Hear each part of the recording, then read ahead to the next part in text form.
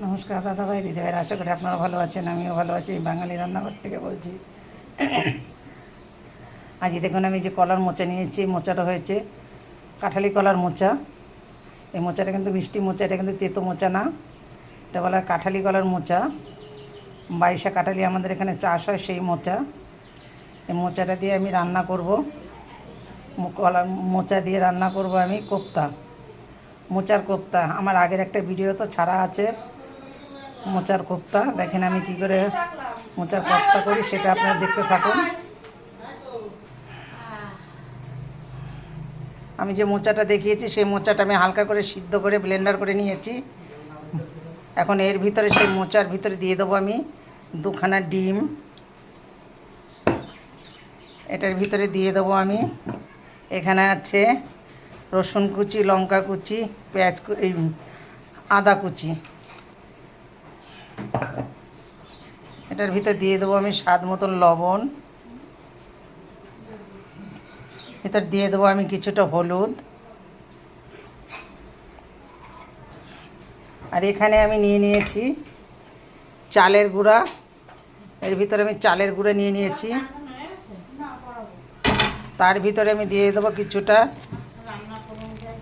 ছোলার বেসন। এখানে আমি ছোলার বেসন ব্যবহার করছি, এটা কিন্তু মটরের বেসন না, ছোলার বেসন।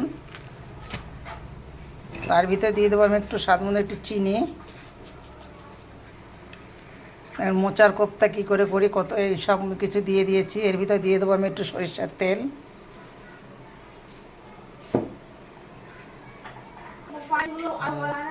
আমি এখন মোচার কোপ্তাকে ভেজে নেব। তেলটা একটু বেশি জল দেন না, হালকার করে জাল থাকবে। এই যে আমি সব করে নিয়েছি, যখন দেবে তখন এইভাবে দেবেন। আমি ভিতরে গেলে এরপরে আপনাদের দেখাইনি, ভিতরে কিন্তু আমি কিছু সুজি দিয়েছি, গরম হয়ে গেছো, তার আমি সুজি দিয়ে ভিতরে আপনাদের দেখাইনি, আমি মুখে বলে দিচ্ছি।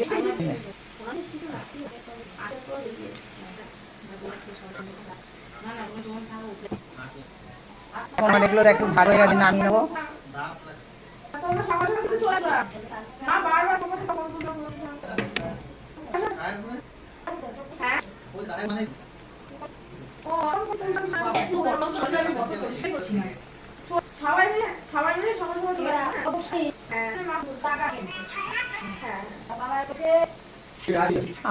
হয়ে গেছে, এখন দিয়েছি, এখন দেবো আছি। আমার সম্পূর্ণ ভাজা হয়ে গেছে, এখন আমি পেঁয়াজ কুচি। আমার পেঁয়াজটা ভাজা হয়ে গেছে, এখন আমি দিয়ে দেবো টমেটো কুচি।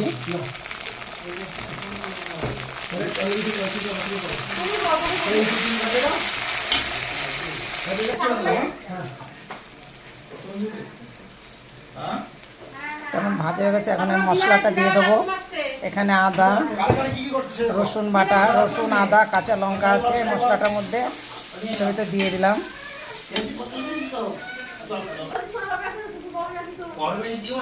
মশলাটা ভাজা হয়ে গেছে, এর ভিতরে আমি দিয়ে দেবো কাশ্মীরি লঙ্কার গুঁড়া, একটা শুকনো লঙ্কার গুঁড়া 1/2 চামচা আমি দিয়েছি। এর ভিতরে দিয়ে দেবো আমি লবণ। এর ভিতরে আমি দিয়ে দেবো কিছুটা হলুদ। এর ভিতরে আমি সামান্য একটু চিনি দিয়ে দেবো।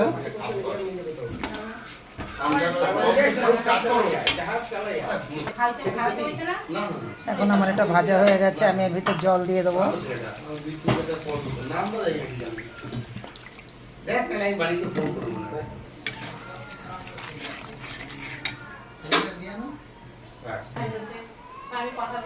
এখন আমি কোপ্তাটা দিয়ে দেবো।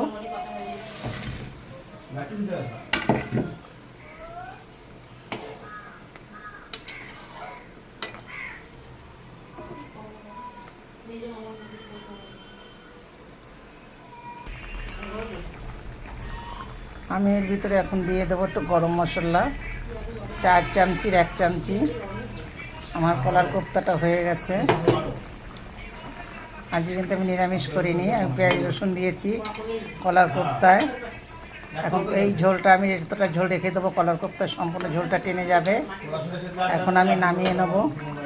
আমার কলার কোপ্তাটা দেখে সবাই একটু দয়া করে একটা লাইক কমেন্ট করবেন, শেয়ার করে দেবেন, তাতে আমি খুব খুশি হব।